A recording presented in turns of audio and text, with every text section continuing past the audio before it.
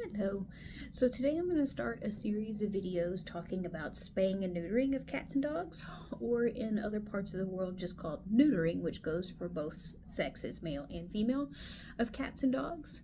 Um, there's a lot of controversy nowadays with when to spay and neuter your animals, the effects of spaying and neuter, some alternatives to spaying and neuter, and I'm going to talk about all of those. But today I'm just going to kind of talk about the basics of what it is. So your classic spay in dogs and cats is going to be what's called an ovariohysterectomy.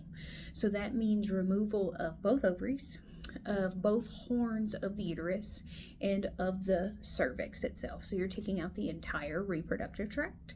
So obviously you're taking out all of the hormones that come with that reproductive tract whenever you're doing that. That's the classic. There are some alternative surgeries that are being taught in veterinary schools nowadays, but when I was in school in 2013 is when I graduated, we really stuck with the basic OVH or ovariohysterectomy. For dogs, for neutering for males, it is removing the testicles entirely. There's two different ways that you can do that. One is called an open approach, one is called a closed approach.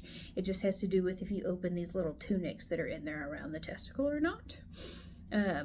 In some instances, you'll also have dogs that end up getting a scrotal ablation, which is removal of the scrotum as well.